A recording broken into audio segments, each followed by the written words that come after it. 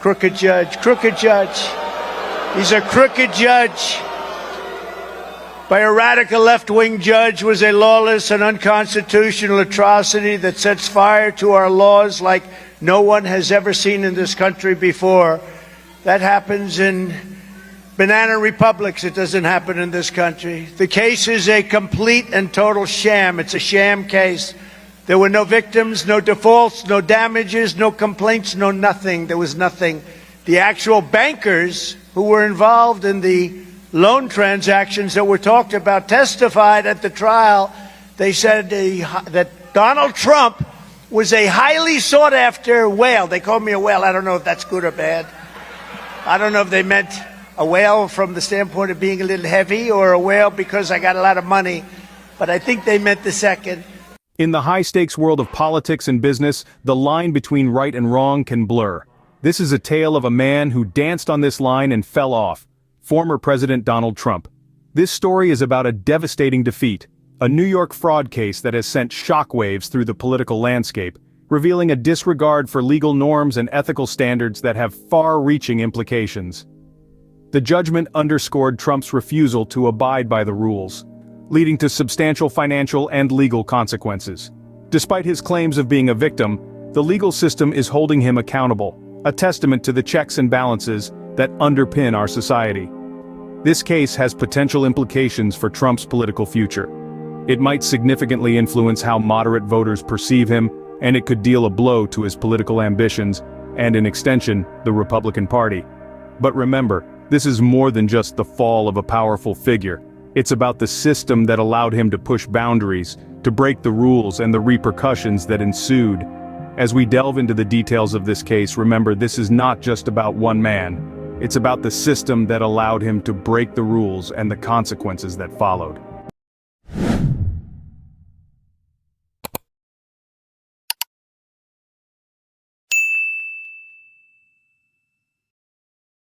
To understand the gravity of this trial, we need to rewind the tape and see the series of events leading up to it. Let's take a step back in time to when Donald Trump, a name synonymous with real estate, was making his mark on the Manhattan skyline. His ventures were ambitious, audacious, and often controversial. Over the years, Trump's business dealings have been punctuated with allegations of unethical practices, from the Trump University scandal to allegations of tax evasion. These instances painted a picture of a man who was willing to bend the rules to his favor. As Trump transitioned from the business world to the political arena, his disregard for norms didn't change. His presidency was marked by a refusal to release his tax returns, a tradition upheld by every president since Richard Nixon. This raised eyebrows and questions about what he might be hiding in his financial records. The allegations of unethical practices didn't stop at the White House door. Trump's presidency was dogged by investigations and lawsuits, from questions about his inauguration funding to allegations of using his office for personal gain. Each of these instances added another thread to the growing tapestry of legal troubles surrounding Trump. When the New York fraud case was launched, it was not an isolated event, but the culmination of years of alleged financial misconduct. The case focused on accusations of inflating assets to secure loans and understating them to reduce taxes, a serious charge that threatened to unravel Trump's financial empire. These allegations, if proven, would not only signify a disregard for legal norms but also an ethical bankruptcy. The gravity of the situation was immense.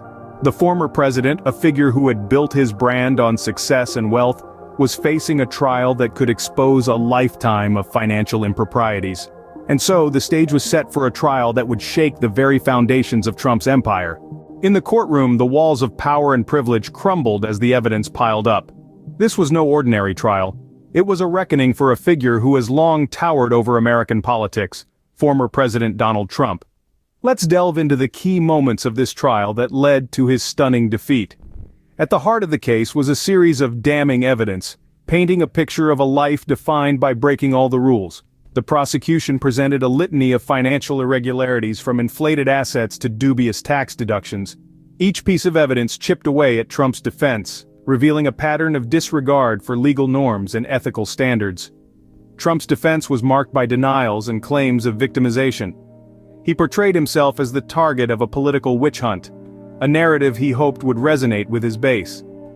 But in the courtroom, these claims were met with skepticism. The defense's attempts to deflect and deny were met with a mountain of evidence that was difficult to dispute. The prosecution, on the other hand, was relentless.